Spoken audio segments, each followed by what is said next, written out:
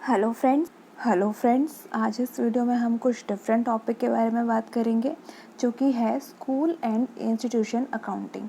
तो इस वीडियो में आपको देखने को मिलेगा कि टैली सॉफ्टवेयर के अंदर आप अपने किसी भी एजुकेशनल इंस्टीट्यूशन की अकाउंटिंग टैली में कैसे कर पाएंगे, कैसे आप उसकी सारी फाइनेंशियल ट्रांजैक्शंस रिकॉर्ड करेंगे, कैसे उसके सारे एक्सपेंसेस एंड इनकम्स रिकॉर्ड करेंगे, क्या आप जर्नल एंट्री पास करेंगे उसमें हर एक ट्रांजैक्शन की। ओके फ्रेंड्स, तो हम स्टार्ट करते हैं। तो सबसे पहले हम टैली ओपन करते हैं और यहाँ पर एक स्कूल क्रिएट कर लेते हैं, ठीक है, जिसमें हम समझ पाएँ कि कैसे हमें स्कूल की अकाउंटिंग करनी है। तो यहाँ पे हमने ABC पब्लिक स्कूल बना लिया है और यहाँ पे उसका एड्रेस डाल दिया है, main market near axis bank. आप यहाँ पे सारी की सारी डिटेल्स फिल कर सकते हैं। कंपनी क्रिएशन का पहले ही इस चैनल पे वीडियो अपलोड हो चुका है, तो आप वहाँ से देख सकते हैं, आपको डिस्क्रिप्शन पे लिंक मिल जाएगा। और यहाँ पे मैंने इसका एड्रेस डाल दिया। मैं सारी डिटेल्स यहाँ पे नहीं फिल कर रही, यहाँ पे मैं इसका एड्रेस डाल रही हूँ और स्टेट डाल रही हूँ। स्टेट मैंने ले ली हरियाणा। ओके, तो मैंने कंट्रोल A से इसको एक्सेप्ट कर दिया। तो यहाँ पे ये स्कूल बन गया। सबसे पहले क्या करना होगा, मुझे इन्वेंट्री से जो रिलेटेड आपको ऑप्शंस दिख रहे हैं उनको ऑफ़ करना होगा। उसके लिए मैंने F11 प्रेस किया एंड F1 प्रेस किया। तो जो आपको सबसे पहला ऑप्शन दिख रहा है मेंटेन अकाउंट्स ओनली, इसको आपको येस करना है। इससे क्या होगा, जो आपकी इन्वेंट्री के फीचर्स है वो डिसेबल हो जाएंगे। ओके, तो यहाँ पर आपको कॉस्ट सेंटर भी येस करना है और कॉस्ट कैटेगरी भी येस करना है। तो हमने यहाँ पे सारा काम कर दिया है और कंट्रोल A से इसको एक्सेप्ट करते हैं। अब आप देख सकते हैं कि आपको इन्वेंट्री से रिलेटेड कोई भी ऑप्शन नहीं दिख रहा है। अब हम यहाँ पे हमारे लेजर्स क्रिएट कर लेते हैं, multiple ledgers AL and R कर। तो यहाँ पे हमारी इनडायरेक्ट इनकम क्रिएट करते हैं। स्कूल की इनडायरेक्ट इनकम क्या क्या हो सकती है, जो भी चीज़ें वो चिल्ड्रन से स्टूडेंट से रिसीव करेगा, जैसे एप्लीकेशन फ़ीस उसने रिसीव करी, एडमिशन फ़ीस रिसीव करी।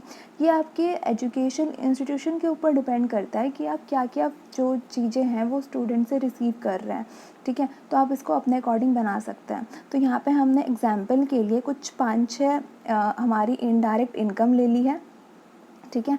यहाँ पे ट्यूशन फ़ीस ले लिया और यहाँ पर बस फीस ले लिया। तो यहाँ पे हमारी ये इनडायरेक्ट इनकम्स के लेजर्स बन गए। ओके, ऐसे ही हम अपने इनडायरेक्ट एक्सपेंसेस के लेजर बना लेते हैं। इनडायरेक्ट एक्सपेंसेस क्या क्या हो सकते हैं, जैसे इलेक्ट्रिसिटी बिल, ठीक है, जो कि ये तो हर कोई स्कूल हो चाहे कोई कंपनी हो हर जगह होता है। रेंट, इसके अलावा रिपेयर एंड मेंटेनेंस भी हो सकता है एक्सपेंस, ठीक है। इसके अलावा स्कूल में आपका और क्या हो सकता है, स्टेशनरी का एक्सपेंस हो सकता है, ठीक है। तो हमने यहाँ पे स्टेशनरी का एक्सपेंस भी का लेजर भी बना लिया है और इसको एक्सेप्ट कर दिया। इसके बाद हम स्टूडेंट्स का लेजर बना लेते हैं, जो कि रहेगा सन्ड्री डेटर्स के अंडर, बिकॉज यहाँ पे स्टूडेंट से आप फीस रिसीव करेंगे, ठीक है, इस वजह से हमने इसको डेटर्स के अंडर रखा। तो यहाँ पे हमने नीरज बना लिया और उसके साइड में क्लास लिख ली। क्लास लिखना ज़रूरी है, ठीक है, नहीं तो आपको आगे प्रॉब्लम हो सकती है। यहाँ पे हमने 3 स्टूडेंट बना लिए, धीरज जो कि क्लास 9th का 11th का है और दीपांशु जो कि क्लास 12th का है, ठीक है, और इसको एक्सेप्ट कर दिया। अब हम यहाँ पे ऐसे ही कॉस्ट सेंटर क्रिएट कर लेते हैं। कॉस्ट सेंटर क्रिएट कर लेते हैं क्लासेस के बेसिस पे, ठीक है। कैटेगरी प्राइमरी रहेगी। आपके पास जितनी भी क्लासेस हैं आप सारी की सारी क्लासेस बना सकते हैं। मैंने यहाँ पे 10th 11th और 12th 3 क्लासेस का बनाया है। अगर आपका कोई इंस्टीट्यूशन है तो उसके अलावा यहाँ पर आप बैच वाइज भी बना सकते हैं, सब्जेक्ट वाइज भी बना सकते हैं, मतलब अपने अकॉर्डिंग यहाँ पे बना सकते हैं जिसकी भी आपको नीड है। तो यहाँ पर मैंने सारे के सारे कॉस्ट सेंटर बना दिए। इसके बाद हम देखते हैं कि हम अकाउंटिंग वाउचर में एंट्री क्या करेंगे, ठीक है। तो सबसे पहले हम करेंगे रिसिप्ट की एंट्री। क्या होता है, जब भी कोई भी स्टूडेंट एडमिशन लेने आता है तो आप उसको प्रोस्पेक्टस देते हैं, एप्लीकेशन फॉर्म फिल करने के लिए देते हैं, उसके लिए आप फ़ीस चार्ज करते हैं। तो एप्लीकेशन फ़ीस जो है वो आपकी इनकम है एंड अकॉर्डिंग टू रूल आपकी इनकम हमेशा क्रेडिट होती है। ओके, तो मान लीजिए हमने यहाँ पे 1000 एप्लीकेशन फ़ीस चार्ज करी। यहाँ पे कॉस्ट सेंटर में आपको क्लास स्पेसिफाई करना है, जैसे हमने यहाँ पे 10th क्लास की 1000 फ़ीस ले ली है और ये जो फ़ीस हमने रिसीव करी है ये हमने एक्सिस बैंक में रिसीव की है। तो हमने यहाँ पे ऑल्ट सी कर एक्सिस बैंक अकाउंट बना लिया जो कि अंडर रहेगा बैंक अकाउंट के, और इसको एक्सेप्ट कर दिया। ओके, यहाँ पे बैंक की डिटेल्स डाल दीजिए और नरेशन डाल सकते हैं। ओके। तो इसके बाद हमें करनी है, जब एडमिशन ले लेगा स्टूडेंट उसके बाद उसकी फ़ीस ड्यू होगी। फ़ीस ड्यू करने की एंट्री आप कैसे करेंगे, जो भी आपका स्टूडेंट है उसके लेजर को आप डेबिट करेंगे। ओके, जैसे हमने यहाँ पे नीरज क्लास 10th को डेबिट कर लिया और न्यू रेफरेंस ले लिया, और यहाँ पर हम क्रेडिट कर देंगे जो जो आपने उससे चार्ज किया है, जो कि आपकी इनकम है तो आपने उसको क्रेडिट कर दिया। जैसे एडमिशन फ़ीस इनकम है तो क्रेडिट कर दिया, और यहाँ पर ध्यान से कॉस्ट सेंटर लेना है क्लास 9th। ऐसे ही यहाँ पे हमने ट्यूशन फ़ीस ले ली, क्लास 10th ले लिया, ठीक है। इस तरीके से हमने जो है सारे के सारे जो भी आपने मतलब अपने अकॉर्डिंग आप यहाँ पे चूज़ कर सकते हैं, जो जो चीज़ें आपने स्टूडेंट से चार्ज की है आप यहाँ पे सारी ले सकते हैं। हमने यहाँ पे ऐसी बस फीस ले ली क्लास 10th 500, और यहाँ पर हमने ले लिया बिल्डिंग फंड 1000 और इसको एक्सेप्ट कर दिया। तो ये तो थी ड्यू की एंट्री जो हमने जर्नल में की थी। आप ड्यू की एंट्री सेल्स में भी कर सकते हैं। तो हमने यहाँ पे पार्टी नेम में जो है स्टूडेंट का नेम ले लिया जो कि अंडर रहेगा सन्ड्री डेटर्स के, और यहाँ पर पर्टिकुलर्स में हमने वो सारे आइटम्स ले लिए जो हमने चार्ज किया है उससे स्टूडेंट से। तो यहाँ पे हमने ट्यूशन फ़ीस ले ली, और उस कॉस्ट सेंटर में हमें यहाँ पे क्लास जो है उसकी ध्यान से चेंज करनी है। धीरज जो है क्लास 11th का है तो हमने यहाँ पे क्लास 11th ले ली। ऐसे ही हमने इससे बिल्डिंग फंड चार्ज कर लिया क्लास 11th, और हमने यहाँ पे इससे बिल्डिंग फंड भी चार्ज कर लिया। और इसके अलावा हमने यहाँ पे इससे एग्ज़ामिनेशन फ़ीस ले ली, ओके 1500, यहाँ पर क्लास 11th हमने ले लिया, और इसको जो है अब एक्सेप्ट कर दिया। तो ये भी हमने ड्यू कर दिया 5000 से। इसको भी हम न्यू रेफरेंस में ले लेंगे, और यहाँ पर आप जो है नरेशन डाल दीजिए। अब हमें करना है रिसिप्ट का, ठीक है। तो सबसे पहले नीरज से रिसीव करते हैं, जो हमारा डेटर था, डेबिट था, अब हमें उसको ख़त्म करना है क्योंकि अब हम उससे रिसीव हो गया है फ़ीस, ठीक है। तो हमने यहाँ पे नीरज को क्रेडिट कर दिया और अगेंस्ट रेफरेंस ले लिया, और हमने जो रिसीव की है वो एक्सिस बैंक में रिसीव की है तो हमने एक्सिस बैंक को डेबिट कर दिया। यहाँ पे हमें पूरे 5000 रिसीव हो गए हैं। अब हम धीरज से रिसीव करते हैं, जो कि हमें यहाँ पे 5000 से हमने उसको ड्यू किया था, बट हमें जो रिसीव हुआ वो हमें सिर्फ 4000 रिसीव हुआ एक्सिस बैंक से, ठीक है। तो इसका अफेक्ट देखते हैं। अब डिस्प्ले में जाएंगे, स्टेटमेंट ऑफ अकाउंट्स में आउटस्टैंडिंग एंड देन रिसीवेबल। तो यहाँ पे आप देख सकते हैं आपको वो आउटस्टैंडिंग बैलेंस शो कर रहा है जिस स्टूडेंट का रहता है। एंटर प्रेस करेंगे इस पर तो आपको दिख रहा है कि इतने से ड्यू था, इतने की पेमेंट मिली है। तो इस तरीके से आप यहाँ पे सारे स्टूडेंट्स का देख सकते हैं। अब बात करते हैं एक्सपेंसेस की पेमेंट कैसे करेंगे। जैसे अकाउंटिंग वाउचर में जाते हैं, F5 प्रेस करते हैं और एक्सपेंसेस की पेमेंट करते हैं। जैसे एक्सपेंस क्या हो सकते हैं, इलेक्ट्रिसिटी बिल जो कि आपका एक्सपेंस है, और यहाँ पर कॉस्ट सेंटर नो रखना है, नहीं तो कॉस्ट सेंटर वाली स्क्रीन आएगी। और एक्सपेंस हमारे डेबिट होते हैं तो हमने यहाँ पे इलेक्ट्रिसिटी बिल को डेबिट कर दिया और एक्सिस बैंक को क्रेडिट कर दिया, क्योंकि हमने एक्सिस बैंक से इलेक्ट्रिसिटी बिल की पेमेंट करी है। और ऐसे ही हमने यहाँ पे अपना स्टेशनरी जो है, ये स्क्रीन हम नहीं चाहते कि आए तो हम कॉस्ट सेंटर नो कर देंगे यहाँ पे। और ऐसे ही हमने यहाँ पे हमारा स्टेशनरी का एक्सपेंस भी कर लिया, 5000 का एक्सिस बैंक से पेमेंट कर दी, ओके। तो ये हो गया आपका एक्सपेंस जो कि नॉर्मल थे। अब जो सबसे बड़ा एक्सपेंस होता है वो होता है सैलरी का।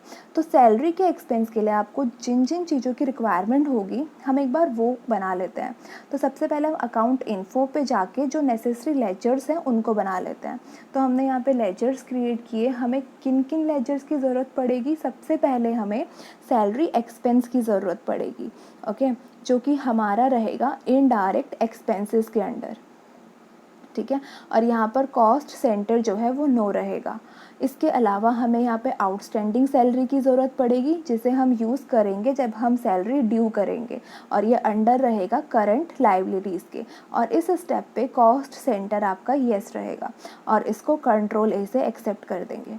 ऐसे ही हम यहाँ पे एक एडवांस सैलरी का भी लेजर बना लेते हैं। हमने यहाँ पे एडवांस की बात भी करेंगे, ठीक है। तो हमने यहाँ पे एडवांस सैलरी बनाया जो कि अंडर रहेगा आपका लोन्स एंड एडवांसेस के, जो कि आपके लिए असेट है, ओके। और यहाँ पर जो है हमने लेजर्स क्रिएट कर दिए। अब हम कॉस्ट कैटेगरी क्रिएट कर लेते हैं। हमने जैसे एग्जांपल के लिए यहाँ पे क्रिएट किया है teaching staff salary, okay. Teaching staff salary हमने यहाँ पे क्रिएट कर लिया, और हमने दोनों पॉइंट्स को जो है येस कर दिया। ऐसे ही हमने यहाँ पे non teaching staff salary create कर लिया। ये आपके ऊपर डिपेंड करता है, आपके इंस्टीट्यूशन के ऊपर डिपेंड करता है कि आप क्या लेजर यहाँ पे बनाना चाहते हैं, ठीक है। तो मैंने यहाँ पे टीचिंग नॉन टीचिंग ले लिया और एक मैं एडवांस का भी बना लेती हूँ, एडवांस सैलरी, ठीक है। और इसमें भी मैंने रिवेन्यू नॉन रिवेन्यू दोनों को येस कर लिया। अब हम यहाँ पर क्या बनाएंगे, कॉस्ट सेंटर अब यहाँ पे हम बना लेते हैं, जो कि हमें मल्टीपल में बनाने हैं क्योंकि हमें बहुत सारे बनाने हैं। तो टीचिंग स्टाफ सैलरी सबसे पहले कैटेगरी लेते हैं, इसमें हम हमारे टीचिंग स्टाफ को रखेंगे। Mister A, mister B and mister C को हमने जो है टीचिंग स्टाफ सैलरी में रख लिया है, ठीक है। इससे आपका जो टाइम है वो काफ़ी बच जाएगा अगर आप मल्टीपल में बनाएंगे, ओके। और नॉन टीचिंग में हमने रख लिए हैं मिस्टर डी एंड मिस्टर ई। और यहाँ पर एक एडवांस का भी बना लेते हैं। एडवांस सैलरी के अंडर हम सपोज़ कीजिए कि हमने जो है मिस्टर डी को एडवांस दिया है, ठीक है, उसने हमसे एडवांस लिया है मिस्टर डी ने, तो यहाँ पे हमने एडवांस टू मिस्टर डी बना दिया और इसको एक्सेप्ट कर देंगे। अब हमारी सारी चीज़ें बन चुकी हैं और अब हम अकाउंटिंग वाउचर में आते हैं और एंट्री करते हैं। सबसे पहले हमें क्या करना होगा, सैलरी के केस में सैलरी ड्यू करने की एंट्री करनी होगी, दोनों की कंबाइन एंट्री करेंगे, ओके। तो सैलरी ड्यू करने की एंट्री आप करेंगे जर्नल में। तो जर्नल के लिए आपको यहाँ पे प्रेस करना होगा F7 और यहाँ पे आप डेबिट क्या करेंगे, जो आपका एक्सपेंस है, सैलरी एक्सपेंसेस को यहाँ पे डेबिट करेंगे। मान लीजिए 45,000 से हमने हमारे सैलरी को डेबिट किया और यहाँ पर क्रेडिट करेंगे आउटस्टैंडिंग सैलरी को, जो कि 30,000 तो रहेगा टीचिंग स्टाफ के लिए, ठीक है। तो यहाँ पे हमने टीचिंग स्टाफ के लिए ले लिया। मिस्टर ए को हमने दिया 15,000, ओके, एंड मिस्टर बी को हमने दिया 10,000, मतलब हमने इसे ड्यू किया है 15,000, 10,000 एंड 5,000 से हमने इन तीनों को ड्यू कर लिया। ऐसे ही हम नॉन टीचिंग स्टाफ के लिए बना देंगे। 15,000 नॉन टीचिंग के लिए रहेगा, जो कि मिस्टर डी को मिल जाएगा 10,000 एंड मिस्टर ई को मिल जाएगा 5,000 और इसको हम एक्सेप्ट करा देंगे। ये सैलरी ड्यू होने की एंट्री हो गई।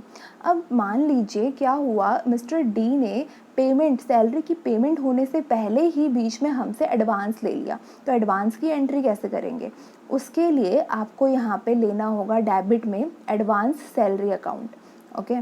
तो यहाँ पे मान लीजिए उसने हमसे 2,000 रुपीज़ पहले ही एडवांस में ले लिए, ठीक है, बट हमें यहाँ पे इसका कॉस्ट सेंटर येस करना है, तभी वो आइडेंटिफाई कर पाएगा।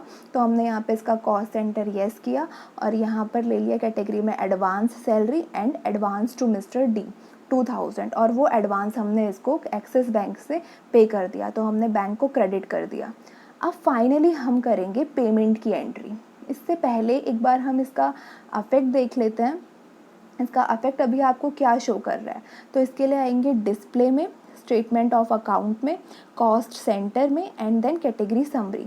यहाँ पे आप देख सकते हैं आपको जो क्रेडिट साइड शो कर रहा है वो सब शो कर रहा है टीचिंग एंड नॉन टीचिंग में, जो आपने ड्यू किया है, और क्लोजिंग बैलेंस भी आपको शो कर रहा है। क्रेडिट शो कर रहा है तो इसका मतलब आपकी लायबिलिटी है, अब आपको इसकी पेमेंट करनी है। तो अब F5 में आपकी जो लायबिलिटी थी वो क्रेडिट थी, तो उसको ख़त्म करने के लिए आप यहाँ पे उसको डेबिट करेंगे, ओके। तो यहाँ पे आपने डेबिट किया। सबसे पहले मान लीजिए आपने 30,000 टीचिंग स्टाफ को पे किया, ठीक है, तो मिस्टर ए को आपने पूरा 15,000 पे कर दिया एंड मिस्टर बी को आपने 10,000 पे कर दिया एंड मिस्टर सी को आपने यहाँ पर एक काम करते हैं, यहाँ पे हम आउटस्टैंडिंग सैलरी का भी डिस्कस कर लेते हैं, ओके। तो यहाँ पर हम क्या करेंगे, इसको पूरा 30,000 ना देके टीचिंग स्टाफ को हम सिर्फ 28,000 उसका ख़त्म करेंगे, ठीक है। आउटस्टैंडिंग सैलरी का 2,000 आउटस्टैंडिंग रहेगा। तो मिस्टर ए एंड बी को हमने पूरा दे दिया, बट मिस्टर सी को हमने ओनली 3,000 दिया है इंस्टेड ऑफ 5,000, ओके।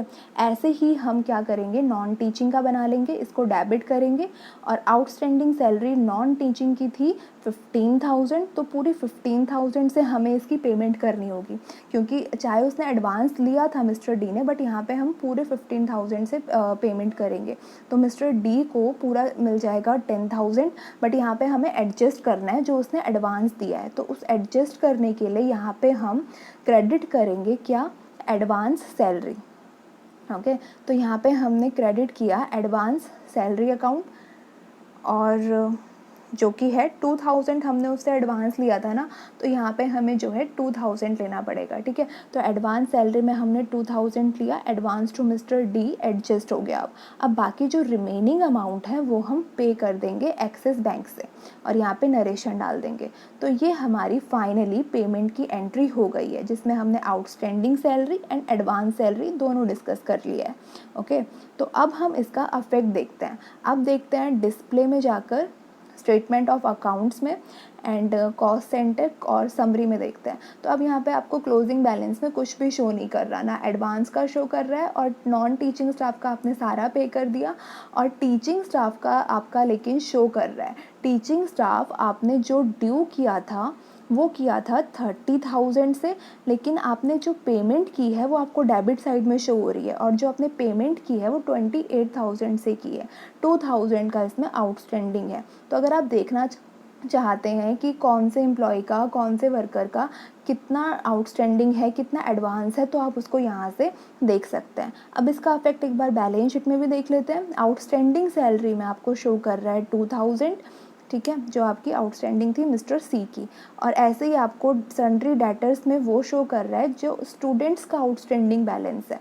इसमें आप एंटर करेंगे तो आप देख पाएंगे कि कौन से स्टूडेंट्स का आउटस्टैंडिंग बैलेंस रहता है। तो यहाँ पे हमारा एक ही स्टूडेंट है, धीरज, ठीक है। तो यहाँ पे आपको ऐसे ही सारे स्टूडेंट्स का पता चल जाएगा। बैंक अकाउंट में शो हो रहा है जितना आपने बैंक में रिसीव किया है, जितना आपका बैंक का बैलेंस रह गया है। और P&L का देख लीजिए स्टेटस क्या है। इसमें आपको इनडायरेक्ट एक्सपेंसेस शो कर रहा है जो जो आपने किए हैं, और इनडायरेक्ट इनकम जो है आपकी सारी वो आपको यहाँ शो हो रही है। ओके, तो ये इस टाइप से हम करते हैं हमारी स्कूल की अकाउंटिंग। ओके फ्रेंड्स, अगर आपको कोई डाउट है तो आप कमेंट बॉक्स में क्वेश्चन पूछ सकते हैं